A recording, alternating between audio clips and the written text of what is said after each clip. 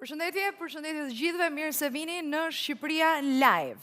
Përshëndetje që të gjithëve, do të jemi bashkë çdo ditë në ekranin e Top Channel në Shqipëria Live për trajtuar fenomene, aktualitet, ngjarje të cilat i japin formë Shqipërisë tonë. Është një program tërësisht dedikuar juve dhe me që është fillim viti, duam t'ju urojmë një vit të mbar, qoftë një vit i bukur.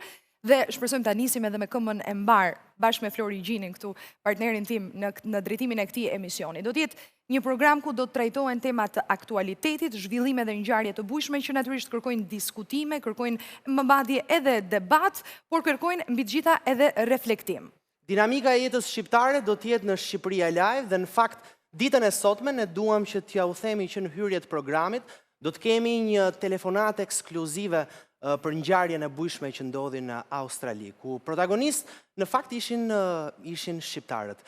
Alil Musai do të jetë në Shqipëria Live në këtë lidhje, do ta trajtojmë si temë, por gjithashtu do të kemi edhe ngjarjen e 37 vjeçares në Francë, 37 vjeçares nga Berati, e cila u gjend e vdekur. Megjithatë, ashtu siç e tham, do të ketë aksion nga aktualiteti shqiptar, ajo që ne ndoshta i diskutojmë her pas here me njëri tjetrin, por do t'i diskutojmë edhe këtu në studio, edhe do t'i trajtojmë si tema. Por fokusohemi fillimisht tek pjesa e parë e këtij programi. Do ta nisim në fakt me atë çka përfaqëson edhe Shqipëria Live, me një maraton lidhjesh të drejtë për drejta me disa prej qyteteve të Shqipërisë, por edhe përtej saj, edhe me Prishtinën. Natyrisht këtë do të bëjmë në fakt çdo ditë. Do të kemi mundësi që përmes lidhjeve të drejtë për drejta ju përcjellim ngjarje në kohë reale, në momentet që ndodhin përmes korespondentëve tanë, përmes gazetarëve të Top Channel. Do ta nisim fillimisht në fakt me Shkodrën, është Klodian Zhivani, është kolegu ynë në Shkodër, me cilin do të njihemi se si është situata në Shkodër. Kujtojmë që në fakt gjatë këtyre 3 ditëve, janë 3 ditët më të ftohta të dimrit edhe ka patur edhe mjaft probleme, jo vetëm në kryeqytet, por edhe në qytete të tjera. Shohim fakt se si është situata në shumë prej qyteteve. Do të lidhemi me Klodian Zhivanin. Përshëndetje Klodi. Përshëndetje nga Shkodra, urime qoftë një vit i mbar dhe i bukur dhe urime edhe për emisionin suksese. Realisht në Shkodër situata është e mirë në ndryshim nga qytetet e tjera të Shqipërisë ku era shkaktoi shumë dëme në 5 bashkitë e qarkut të Shkodrës nuk janë raportuar probleme, mund të kemi ndonjë shqetësim të vogël në zonat e thella malore të Dugaxhinit apo Pukës ku janë dëmtuar rrjeti elektrik, por dëme të tjera fatmirësisht nuk kemi. Duket mirë koha për momentin në Shkodër, megjithëse Eriona e nisi që janë ditët më të ftohta. Po, sot realisht koha është e mirë, të gjithë po shfrytëzojnë të kohë, ka shëtitje, Shkodra është mbi populluar sot. Në ditët në vazhdim pritet të jetë pak ftohtë, por besoj se kjo do të ndikojë negativisht domos në zonat e thella malore të Shkodrës, në Dugaxhin apo në Theth, ku do të vijojnë në rreshjet e dëndura të Deborës dhe tashmë vit pas viti në muajin Janar shkurt fillon edhe bllokimi i këtyre zonave. Klodian, do të kemi lidhje të herpasershme në Shqipëria Live. Faleminderit për këtë lidhje të sotme. Ndërkohë, do të kalojmë tek Gjirokastra. Kristina Fidhi. Përshëndetje Kristina, si është Gjirokastra? Duket shumë bukur, në fakt Kristina. Përshëndetje dhe urime për emisionin. Faleminderit, ti duket shumë bukur, pamja nga Gjirokastra, nga qyteti Gurtë është e mrekullueshme. Të komplimentoj edhe për pozicionin që ke gjetur. Faleminderit, është një ditë e ftohtë, kemi dhe ne ditët më të ftohta të vitit, por të bukura, ditë me diell dhe të bukura. Si kanë qenë këto ditët e ndryshimit të vitit? Po, e kemi pas të gjithë situatën me praninë e emigrantëve. Kemi pas mira emigrantë që kanë kaluar festat me familjet në jug të vendit dhe nuk ka qenë aq e zbrazës situata. Tani kemi situatën që ata po largohen. Ka pasur një rritje të numrit të atyre që hynë, kemi pas gati 100.000 njerëz që hynë që prej mesit të dhjetorit në Shqipëri prej Kakavijes edhe u duk prania e tyre, vlen të shihet se sa do investojnë në fakt, kam pas sa kontakte së fundi me bankierët, të cilët thonë që ka pas shpenzime goxha të konsiderueshme këtë fund viti, kjo jep shpresë ndoshta edhe për investime, nuk kemi parë investime në objekte, por sidoqoftë ka pas shpenzime të konsiderueshme për emigrantëve që kishin vite që nuk e shihnin për jetës vërtetës. Kjo ishte ajo që u vu re gjatë fund vitit. Tani kemi situatën që po largohen njerëzit. Ka rreth 7.000 njerëz që janë larguar vetëm gjatë 24 orëve të fundit. Shumica e emigrantëve janë larguar për jetës së vërtetës. Kemi prani radhësh në fakt në Kakavije që konsiderohet e natyrshme. Kemi dyndje të njëkohshme edhe për faktin se po fillojnë fillon puna në shtetin grek. Kjo është situata në fakt nga jugu i vendit. Megjithatë vlen të theksojmë që kemi kohë të mirë, edhe Gjirokastra po dhe qytetet e jugut po presin vizitor këtë fillim viti, që prej fund vitit edhe këtë fillim viti po presin vizitor, është mjedisi i dur për të kaluar ca ditë nëse njerëzit kanë pushime. Ditët e fundit në fakt të vitit i kalova në Gjirokastër edhe më mirë pritën. Kështu që do të flasim përsëri me Gjirokastrën. Faleminderit Kristina, faleminderit, atmosferë e bukur dhe duket që i ftohtin nuk ndihet as në Shkodër as në Gjirokastër. Shkojmë në një qytet tjetër, unë them shohim se si është situata në Lezhë. Është Kristina Pemaj që do të na raportoj pak gjendjen në qytetin e Lezhës, të shohim se si është atmosfera. Duket që fryn erë me njëherë nga pamja që shohim. Kristina, përshëndetje. Përshëndetje, ju përshëndes nga sheshi kryesor i qytetit të Lezhës, Gjorgj Kastrioti. Siç dhe ju e shihni, në Lezhë po fryn me të vërtetë shumë erë dhe temperaturat janë relativisht mjaft të ftohta. Duhet theksuar se tashmë pas festave të fundvitit, administrata ka nisur tashmë punën, ka nisur edhe shkollat dhe ka nisur që edhe emigrantët të shkojnë drejt vendeve të tyre. Duhet theksuar se në Lezhë paraqitet një situatë mjaft normale. Temperaturat janë të ulta, the Kristina, por erët besoj do të vazhdojnë në ditët në vijim, por nuk ka patur besoj probleme me qarkullimin apo probleme të tjera, sepse në kryeqytet patëm goxha probleme dje. Jo, duhet të theksuar se era në Lezhë ka nisur që pas ditën e djeshme, por fatmirësisht nuk ka shkaktuar probleme si në qytetet e tjera. Deri tani është situata e qetë, por duket se era do të vazhdoj edhe në orët në vijim. Dakor, faleminderit Kristina. Ndërkohë do të shkojmë në Korçë, nga zona e Veriut në jug. Përshëndetje Korça, do të jemi me Dhoriela Culën. Në fakt sot është për besimtarët ortodoks edhe dita e ujit bekuar. Përshëndetje Dhoriela. Si është gjendja atje në Korçë? Përshëndetje nga Korça, ku temperaturat janë patjetër, temperaturat janë disa gradë nën zero, është ftohtë sot në Korçë, por pavarësisht kësaj ky qytet ka një atmosferë të ngrohtë, ka shumë gjallëri. Edhe pse Korça ka qenë qyteti më i vizituar në Shqipëri dhe destinacioni kryesor i festave të fundvitit, unë mund të them se vazhdon të ketë ende prezencë të personave që vazhdojnë të pushojnë, të qëndrojnë në këtë qytet dhe ta shijojnë atë pa diskutim. Sigurisht ka qenë një ditë e veçantë sot dhe ka ndoshta edhe më tepër gjallëri për shkak të ditës së ujit të bekuar, që është një nga kremtimet kryesore të kalendarit ortodoks, por pavarësisht kësaj, Korça ka një numër të shumë fishuar prej fillimit vitit të banorëve të saj në thonjza, nëse mund ta themi këtë gjë, sepse ka patur një numër të lartë turistësh e vizitorësh, gjitha bujtinat, hotelet dhe strukturat e tjera akomoduese kanë qenë të rezervuara jo vetëm për natën e ndrimit të viteve, por edhe për ditët e para të keni konkuruar në fakt fort kryeqytetin. Me numrin e turistëve, duke sikur gjithë kryeqyteti u zhvendos atje tek ju. Patjetër. Veç se është për ta ardhur keq, Dhoriela, që nuk ka rënë borë në qytet. E kemi patur pak borë dje, por ndryshe nga që ndodhë çdo vit kur Korça zbardhen nga bora, sidomos gjatë dhjetorit dhe festat bëhen edhe më të bukura, këtë vit nuk ka qenë mundësia për ta shijuar aq borën, por gjithsesi ky qytet ka mbetur edhe këtë herë destinacioni më i rëndësishëm. Dhoriela, dhe në pikat kufitare jemi të interesuar të dimë si është situata, janë radhët e gjata? Jo, në fakt nuk ka patur radhë.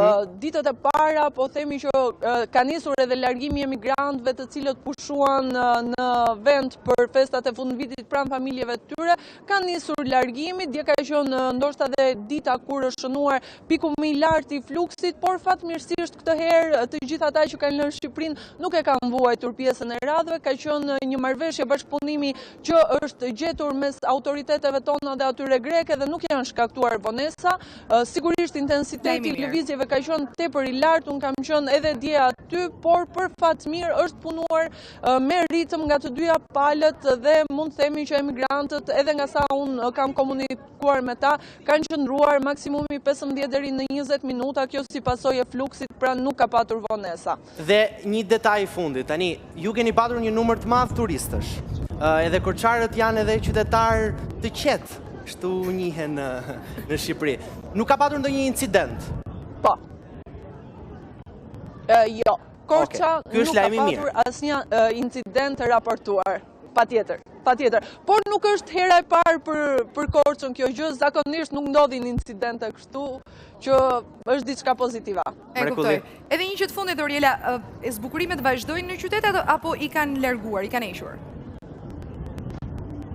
Jo, vazhdojnë, dekori i realizuar për fund vitin vazhdojnë të jetë i pranishëm, pra i qyteti në mbrëmje ende ka të ndjeshme atë atmosferën e ngrohtë të dritave dhe dekorit tjetër të fund vitit, qoftë këtu në zonën këmbësore ku ndodhemi ne, qoftë në pjesën e pazarit, në bulevardet kryesore të qytetit, apo dhe në pjesë të tjera, pra ende ndjet atmosfera festiva. Dakord, faleminderit Oriela, atmosferë e bukur edhe nga Korça, edhe atmosferë festive, nuk e di nëse është po në fakt kështu çdo në shumë fundjavë në qytete. Korçë kanë fest. Duhet të them, nuk është se presin ndrimin e viteve. Megjithatë tani do të shkojmë në Elbasan, Në Elbasan është Bruna Kërcyku që duhet jetë në lidhje të drejtë për drejtë, ja tek e shohim Bruna, edhe aty fryka erë me sa shohim në Elbasan. Goxha erë apo jo?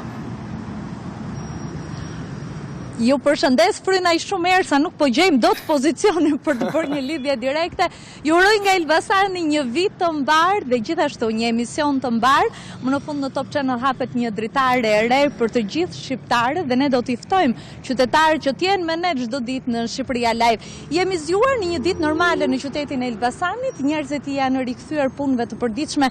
Ka në fakt temperatura të ulta dhe shumë erë, siç edhe ju e shihni, por nuk ka pasur probleme të theksuara për shkak të motit të keq, përveç se në qytetin e Gramshit në disa fshatra ka pasur ndërprerje të energjisë elektrike dhe po ashtu edhe në Prenjes, ndërkohë që në qytetet e tjera situata është normale. Kemi pak ngarkesë trafiku në qytet, si duket ende nuk janë larguar të gjithë emigrantët që janë rikthyer për festat e fundvitit, shkollat janë hapur normalisht edhe në fshatra, pasi nuk ka, le të themi, rreshje dëbore, deri në këto momente nuk ka një ditë normale pune, meqense po ju dëgjoja pak edhe në lidhjen që patët në Jo, doja të të pyesja nëse është zgjuar pak me rrëmuj, le themi, apo me zhurmë qyteti Elbasanit, apo i qetë? Jo, kështu duken të qetë nga backgroundi. Po, nga pamja jote. Me zhurmë dhe me rrëmuj si një ditë normale pune, me shumë trafik, pas një vend parkimi në qytet, si duket njerëzit kanë edhe pak të startin e një fillimi të mbar, të zhurmshëm dhe plot vrull. Shpresojmë të zgjasë sa më gjatë. Ndërkohë kjo është situata në qytetin e Elbasanit, vazhdojnë zbukurimet e fundvitit, shpresojmë le të qëndrojnë edhe ca ditë pasi japin një frymëzim, por gjithsesi si rregull duhen hequr sot. Jam kurioze me që pamje shumë e bukur pas teje, e gjelbër dhe shumë e bukur, po ku ndodhesh konkretisht? Ne ndodhemi në një nga lulishtet në qytetin e Elbasanit, në qendër të qytetit të Elbasanit, ndërkohë që pranë meje është një nga akset më të ngarkuara me trafik. Operatori po më ndihmon që t'ju ofroj një pamje, siç ju thash pak më përpara, për shkak edhe të erës ishte i vështirë pozicioni për të qëndruar. Ne jemi në lulishten parabashkisë e Elbasanit, është një nga hapësirat e gjelbra kryesore në qytet. Megjithatë nuk duhet harrojmë edhe muret e mrekullueshme të Kalas në Elbasan, për gjithë ata që do zgjedhin ndoshta në një nga fundjavët ta kalojnë atje. Ndodhen vetëm sigurisht pranë Kalas, ndodhen vetëm pak metra pas meje, sigurisht që Kalaja është një nga destinacionet kryesore të Elbasanit, po falem pas edhe fshatra turistik, Gjinari ka qenë i preferuar në këto ditë, por fatkeqësisht akoma nuk është mbushur me borë. Faleminderit Bruna, edhe me që jemi tek Shqipëria Live të shkoka shumë e kuqa me zezë. Dhe është, doja të kujtoj edhe publikun normale që qytetet janë zgjuar të gjitha, besoj qytetet janë zgjuar zhurmshëm, ka rinisur shkolla, ka rinisur puna në administrat, dhe mbi të gjitha ka nisur sot Shqipëria Live. Dhe jo vetëm kjo, po me këtë erën duket sikur do të largojmë të gjitha ato ndoshta ngjarjet të cilat mund të jenë të këqija të 2019-s dhe ta nisim mbar 2020-ën. Ku do të shkojmë tani? Do të shkojmë në Bregdet, në një vend bregdetar në Vlorë. Oh, deti. Përshëndetje Mikel Marsi. Përshëndetje dhe suksese. Faleminderit Mikel, edhe ty vit të mbar, faleminderit edhe për pamjen e bukur, na kishte munguar deti, aq më tepër që në dimër e vizitojmë më rrallë. Punë të mbar të gjithëve së bashku në këtë edicion të ri të Shqipëria Live. Si duket gjendja atje në Vlorë? Ditën e djeshme ka patur era? Situata e djeshme ka pasur era të fuqishme në qytetin bregdetar të Vlorës, kryesisht në zonat malore, por edhe në Bregdet. Situata më problematike ka qenë në zonën e Llogoras, ku mbrëmjen e deshe ka pasur edhe rreshje të pakta të bore, por era ka qenë ajo që ka qenë më e fuqishme deri në 20 metër për sekond. Kjo ka sjellë dhe problematika në lëvizjen e automjeteve, kryesisht në zonën në qafën e Llogoras. Por gjatë orëve të para të ditës fuqia e erës ka rënë, edhe ku ndodhemi aktualisht në portin mbas me ndodhen dhe tragetet e linjës Vlorë-Brindisi, të cilët mëngjesin e sotën janë ankoruar në portin e Vlorës dhe rreth orëve 15-16 mbas ditës priten të nisen të imbarkojnë pasagjerët dhe të nisen drejt Italisë. Pra le të themi që moti ka shkaktuar probleme në transportin detar, apo jo, ka shkaktuar probleme? Sigurisht në transportin detar ka bërë pezullim të lëvizjeve anijeve të vogla, kryesisht peshkaresht dhe anijet e tonazhit lehtë, të cilat janë urdhëruar nga kapiteneria e portit të Vlorës që të strehojnë në zona ku era nuk i zë dhe të presin një informacion të dytë nga kapiteneria e portit për të vijuar punën normalisht. Mikel, një detaj tjetër, pritet në fakt që do të ketë edhe një rivitalizim të zonës së vjetër në Vlorë. Si po ecin, njerëzit janë kurioz për atë zonë që do të ndryshojë dhe do të zhvillohet, thonë? Sigurisht që Vlora e vjetër, siç e themi ne, është edhe një zonë e cila është në ndërtime sipër, janë gati në 90% të punimeve të cilat janë duke u përfunduar dhe duke sjellë në vitalitet, siç e thatë ju, një zonë historike e cila do të tregojë Vlorën e vjetër siç ka qenë para 120 viteve të shkuara. Edhe një gjë tjetër, Mikel, në një ngjarje të bukur që ka ndodhur këto 6 ditët e para të vitit, mund ta ndash me ne? Thjesht vetëm ndërimi i viteve në Vlorë ka pasur aktivitete të shumta, ku aktualisht vazhdojnë të jetë situata atmosferë festive të jetë në qytetin e Vlorës, ku ende vazhdon të jetë pema e Krishtlindjeve, por dhe zbukurimet përgjatë bulevardit Vlorë Skel. Mund të themi se të gjitha lokalet kanë qenë të prenotuar dhe hotelet nga qytetarë, jo vetëm vendas, por edhe të huaj të cilët kanë kërkuar që natën e ndërrimit të viteve ta bëjnë dhe ta kalojnë në qytetin e Vlorës me miqt edhe me të afërmit e tyre. Shiko, Mikel, se jeni komentuar në periudhën e verës, në sezonin e verës, jeni komentuar që rrisni çmimet. Tani, në këtë periudhën e dimrit, si kanë qenë çmimet në Vlorë? Mund të themi që mund të ketë pasur pak rritje çmime, por jo se mund të ketë pasur çmime të larta që mund të jenë të papërballueshme nga qytetarë të ndryshëm. Çmimet kanë qenë po ato normale, siç janë gjatë gjithë vitit. Edhe në këtë sezon, pra në ndërrimin e viteve, çmimet po ato kanë qenë, hotelet kanë qenë madje me çmime më të urta se sezonin veror. E kuptojmë. Dakord, faleminderit për gjendjen që na përcolle nga Bregdeti natyrisht, Bregdeti i Jugut, ishte Mikel Marsi. Dua të theksoj një gjë që këtë maraton lidhesh të drejtë për drejta që po bëjmë në këto momente nuk do të jetë kështu çdo ditë Shqipëria Live. Thjesht menduam që për një fillim të mbar të kemi mundësinë të shohim edhe të prekim nga pak gjendjen dhe situatën, le të themi atmosferën e çdo qyteti ose të paktën të pjesës më të madhe të qyteteve të Shqipërisë. Por në vimësi, në ditët në vim, do të kemi mundësi ta nisim jo vetëm kur të ketë ngjarje të rëndësishme, do të kemi të lidhje patjetër që do të kemi lidhje të drejtë për drejta nga qytetet përkatëse, por do të kemi mundësinë të diskutojmë këtu tema të ndryshme, të aktualitetit, zhvillime apo ngjarje të bujshme. Do thonë që kjo është edhe e bukur e live-it, patjetër, kjo është e bukur e transmetimit të drejtë për drejtë. Ti mund të shkosh nga një pikë, nga një skaj në një skaj tjetër nëpërmjet këtyre lidhjeve, në fakt do të qëndrojmë në një qytet, në Bregdet, në Adriatik, në Durrës. Përshëndetje Durrësi. Është vali Qyrfyci dhe natyrisht është qyteti, një nga qytetet më të prekura nga tërmeti 26 nëntorit. Do donim dinim si është atmosfera, nëse ka patur probleme me temperaturat mbi të gjitha, veçanërisht për ata që vazhdojnë mbase të jetojnë në çadra dhe që janë më të prekurit nga tërmeti. Post festa shoh që ka disa zbukurime që kanë mbetur aty, Vali. Valit, përshëndesim.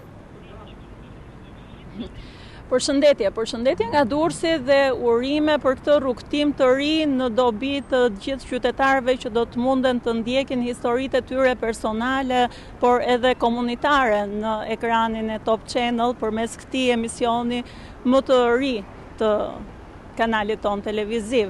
Atmosfera në Durrës mëngjesin e sotëm ka nisur e gjallë, pasi të gjithë pasditëve festive filluan punën, filluan shkollën, kështu që qyteti mori jetë, ndërkohë që vazhdon problematika e të strehuarve në hotelet dhe në çadra, atyre që janë të prekur nga tërmeti, por edhe të personave të tjerë që e kanë gjetur në mënyrë individuale zgjidhjen e strehimit në këtë fillim viti. Ditën e djeshme keni patur probleme me erat e forta? Edhe kryesisht flas për ata të cilët kanë qenë të prekur nga tërmeti.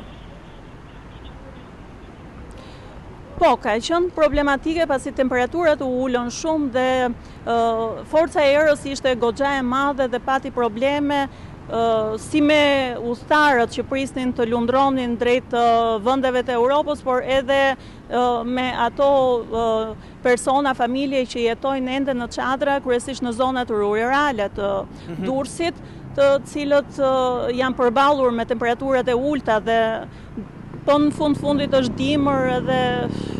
Vali, me që jemi këtu, me që jemi këtu, sepse gjithë vëmendja natyrisht Vali është pikërisht tek ata që ndodhen ende në çadra, duke patur parasysh që jemi në 3 ditët më të ftohta të dimrit. E kam fjalën për autoritetet të pushtetit lokal, është marrë ndonjë masë që këta njerëz ta përballojnë këtë të ftohtë në këto 3 ditë, sepse në çadra është vërtet e vështirë të qëndrohet në këto temperatura. Përgjithsisht nga burimet që kam pranë njësive vendore në fshatrat e Durrësit, rezulton se në këto ditë njerëzit kanë shkuar të strehohen tek të afërmit e tyre që nuk janë prekur nga tërmeti, shtëpitë e cilëve nuk janë prekur pasi në çadra pothuajse është e pamundur në këto temperatura, veçanërisht gjatë natës kur temperaturat ulen edhe më ndjeshëm, ndërkohë që edhe parashikimet për rreshje shiu i trëmbin njerëzit, sepse edhe lagështira, edhe të ftohtit rrezikon të rrisjes mundshmërinë mes këtyre familjeve.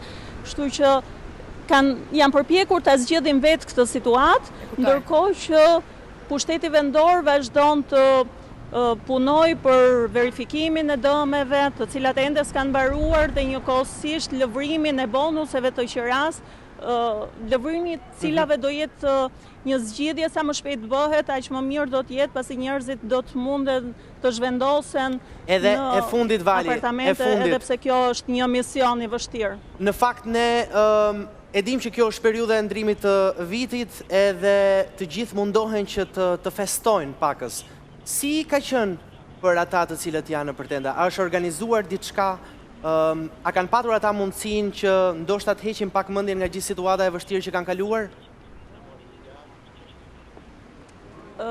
Për fat të keq nuk ka pasur asnjë organizim për ata që kanë kaluar natën e ndrimit viteve nëpër çadra apo këto kontejnerët e banimit, por edhe në qendër qytetit në fakt nuk ka pasur ndonjë organizim nga pushteti vendor. Edhe këtë vit, ashtu siç vitet e tjera, kanë qenë vetëm qytetarët që kanë hedhur fishekzare për të krijuar një lloj atmosfere, por e cila ka qenë më e vakët se ajo e viteve të tjera për hir të së vërtetës. Dhe në Durrës tashmë kanë ndryshuar dhe urimet.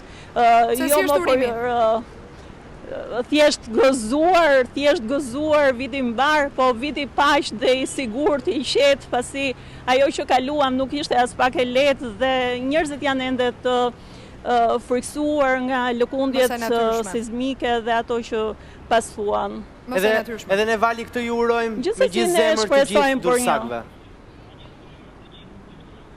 Gjithashtu edhe ne urojmë për një vit të paqë dhe plot mbarësi për të gjithë, edhe për emisionin më të ri në Top Channel. Faleminderit, e falenderojmë Valin, natyrisht është mëse e kuptueshme që të jetë një atmosferë e tillë në qytetin bregdetar të Durrësit, por edhe në qytete të tjera, ato që u prekën më shumë nga tërmeti 26 nëntorit, nuk është e lehtë që të kapërcehet edhe të kalohet më njëherë në festime dhe në gëzim si në pjesën tjetër të vendit. Gjithsesi, ky është urimi ynë natyrisht të gjithë shqiptarëve që të mos përjetojmë më tragjedi dhe ngjarje të rënda si tërmeti i 26 nëntorit. Ndërkaq, besoj e përfundojmë këtu, si thua, maratonën e Shqipërisë, por ta te kalojmë pak kufirin. Do të mbetemi në tokën shqiptare, në fakt do të kemi një lidhje të drejtë për drejtë nga Prishtina. Është Alberta Hasani që do të na tregojë se si është gjendja dhe atmosfera në Prishtinë. Ja tek e kemi Fryn Hashani, kërkoj ndjesë, por shoh që fryn erë edhe aty dhe temperaturat duhet jenë të ulta. Alberta, përshëndesim, vit të mbar e dashur. Faleminderit shumë, përshëndetje dhe juve. Unë mbështjellem kështu sa herë që temperaturat fillojnë të ulën, në veçanti ne që punojmë në terren. Ka këtu temperaturat janë ulur mjaft shumë në këtë kohë, fillimit të janarit, për dallim nga koha e dhjetorit, ku temperaturat ishin më të larta. Ndoshta edhe ishte në të mirë të gjithë atyre të cilët donin ta vizitonin sheshin dhe atmosferën festive e cila ishte realizuar në Prishtinë, nga komuna e Prishtinës, për dallim nga Tirana, bredhi jonë po vazhdon ende të qëndroj. Ende nuk ka rënë, pavarësisht se ka qenë një erë fort në veçanti gjatë. Megjithatë thonë që data 6 është data edhe kur duhet heqësh bredhin, ëh? Po presin në fakt edhe festën ortodokse të përfundoj në mënyrë pra që të jetë atmosfera për të gjitha komunitetet dhe besimet në Kosovë. Për këtë arsye vazhdon deri pas datës 6 janar, zakonisht është deri në javën, thuajse në javën e 2 muajit janar, por vërehet që shtëpizat janë ende duke qëndruar, disa biznese kanë vendosur dihapin e disa jo, dhe ata të cilët punojnë në biznese këtu afër, por edhe në administratë, shfrytëzojnë këtë kohë të pauzës në rreth orës 12 dhe 13 që të marrin nga një pije të nxehtë, por edhe të shfrytëzojnë këto rrezë të diellit, të cilat pavarësisht temperaturave të ftohta, të paktën i kemi ca rrezë të diellit të cilat na ngrohin. Është atmosferë mjaft e mirë, po vrejmë që ka shumë njerëz dhe ka filluar ritmi i njëjtë i jetës dhe i punës, për shkak se javën e kaluar, ca ditë pushim, ca ditë pune dhe pak na u çrregullua kështu sistemi. Alberta, kur të gjithë pushoka në këto orar, ty të paskarojnë që ti jesh në punë, ti jesh në lidhje direkte me ne. Kështu siç je në këtë lidhje live, unë të ftoj që të marrësh një gotë verë, edhe ta bëjmë gëzuar në Shqipëria live. Po, nëse mundesh, pse jo, do ishte shumë e bukur. Me që është dhe lidhja e fundit, duhet të. Alberta, dhe një gjë e fundit. Në fakt, si kanë qenë festat? Ka patur ndonjë koncert në Prishtinë, se dihet që Prishtina edhe atje dinë se si ta festojnë, po për më tepër edhe numri i emigrantëve besoj duhet këtë qenë... Edhe ne në Tiranë dim si ta festojnë. Edhe ne, po. Prishtina lind. Ashtu si në çdo trevë shqiptare, në këtë kohë festash, mërgjimtarët nuk mungojnë për të ardhur në Kosovë. Para pak minutash e pash sistemin e menaxhimit të kontrollit kufitar dhe pash që pritjet në kufirin Merdar ishin deri në 3 kilometra dhe po zgjasnin deri në 3 orë kalimi. Edhe për shkak të disa arsyeve të tjera me palën serbe, megjithëse këtë kemi pasur një javë mërgjimtare, kemi parë dhe me vetura në numër të madh të cilët e shtojnë bukurinë e kësaj feste në Kosovë për të gjithë ata familjarë që nuk shojnë në një periudhë të gjatë. Duke parë interesimin e madh të njerëzve, por edhe dëshirën për të dalë dhe për ta shfrytzuar këtë kohë, komuna e Prishtinës, mirë po dhe të gjitha komunat e tjera, vazhdimisht po i zgjerojnë hapësirat e tyre zbukuruese në kohën e periudhën e vitit të ri. Këtë vit janë hapur, janë ndezur dritat pikërisht më datë 1 dhjetor dhe janë bërë 2 pika kyçe pra ku njerëzit mund të grumbulloheshin dhe të kalonin kohë, por edhe të dëgjonin muzikë. Një pikë ka qenë në sheshin këtu Zahir Pajaziti, ku ka qenë edhe në vitet paraprake dhe kanë qenë pothuajse 20 shtëpiza, mos më shumë, e po ashtu në numër pak a shumë të njëjtë kanë qenë edhe tek sheshi Skënderbeu, po ashtu ka pasur edhe aty një bin ku bende të ndryshme, qoftë gjatë ditës, por edhe mbrëmjeve kanë mundur të vinë dhe të performojnë. Muzikë ka pasur edhe në natën e ndrimit të motëve, ka filluar qysh nga ora 10 deri në orën 3, në orën të para të mëngjesit, e njëjti orar ka qenë edhe në natën e dytë, pra më 1 janar, ku ka pasur, nëse kemi ndjekur edhe kronikat tona të ndrimit të motëve, ka qenë një numër i madh i njerëzve të cilët për dallim nga kohë më parë kur e festonin vetëm afër familjarëve të tyre dhe në ambiente të brendshme, tashmë ka nisur të bëhet traditë edhe këtu që ndrimi i motëve të pritet jashtë në atmosferë pra të hapur dhe duke dëgjuar muzikë të cilën ofron komuna e Prishtinës. Faleminderit shumë Alberta, mua më bën përshtypje një gjë në fakt, dua ta them edhe me shemin, mbase marr dhe komentin tënd me këtë rast. Goxha njerëz, nuk ka rifilluar shkolla, puna aty tek ju, se më duket sikur vazhdojnë festat aty, sikur vazhdojnë. E kanë pushimin të gjatë atje në Prishtinë. Shumë i çuditshme. më zut pak ngushtë, sepse nuk e di nëse në shkollat fillore kam filluar mësimin, është java e parë, po besoj se është dashur dhe ata ta fillojnë mësimin. Mos nuk e kanë edhe një javë më tepër, ata se nuk po e di kur e kanë edhe kur e kanë përfunduar, por kur fillon puna, është koha e pauzës tani, duhet të ketë përfunduar, nuk po e di sa. Alberta, dhe një... Është ora 13-12 minuta, duhet të shkoj në punë, po nuk di që bëj këto. Okej, edhe një pyetje të fundit, në fakt nuk do doja që të prishja edhe këtë buzëqeshjen që ka lindur mes studios dhe Prishtinës, po ju në fakt në ndrimin e viteve keni patur një ngjarje e cila tërhoqi vëmendjen e gjithë mediave, historia e vajzës e cila erdhi turiste, por sot janë në kërkim të saj. A ka një zhvillim të kësaj ngjarje? Është shpërndar numri i telefonit të familjarëve, është shpërndar momentet e fundit se ku është para ajo? Është vajza 15 vjeçare, keni fjalën për vajzën 15 vjeçare? Për vajzën 15 vjeçare. Po, nëse nuk gaboj me datën 3, është gjetur nga policia e Kosovës në qytetin e Fushë Kosovës dhe është dorëzuar tek familja. O, mrekulli. Ky është një lajm i mirë Lajm shumë i mirë dhe lajm shumë i bukur për ta nisur edhe vitin. Faleminderit shumë Albert, faleminderit shumë për këtë gjendje që na përcollet të Prishtinës, atmosferë e bukur, temperatura të ulta, të urojmë dhe vit të mbar, e mbyllim këtu këtë maraton lidhjesh të drejtë për drejta. E thash në fillim, po duhet ta tërheqim mbrapsht. Jo, po duhet ta tërheqim mbrapsht. Moti është shumë i bukur, pavarësisht se mund të jenë ulur temperaturat, atmosferë shumë e bukur nga të gjitha qytetet që na përcollën kolegët tanë, korrespondentët e Top Channel. Buzëqeshja sjell edhe gjithmonë një lloj ngrohtësie. Urojmë në fakt vetëm në vendet bregdetare, aty ku era ka qenë fort, që situata të jetë e mirë, e qetë, edhe siç patëm lidhjet. Megjithatë, do ta mbyllim këtë pjesë të parë. Do ta mbyllim këtë pjesë të parë. Megjithatë, ne duam që t'ju themi se gjatë rrugtimit deri në fund të këtij programi për ditën e sotme, që do të jetë ora 15:00, do të keni mundësinë që të kuptoni të gjithë esencën e Shqipëria Live. Kjo është vetëm programi i parë dhe këto lidhje të drejtë për drejta ishin vetëm të rezervuara për ditën e sotme. Patjetër, në pjesën e dytë dua ta theksoj që të mos largoheni menjëherë pas hapësirës publicitare, do të fokusohemi tek një ngjarje e bujshme, por edhe rënd. Një tragjedi që ka ndodhur në Melbourne të Australisë, duket larg, por që ka prekur familjet shqiptare. Një baba qëllon për vdekje vajzën e tij, dhëndrin dhe më pas veten.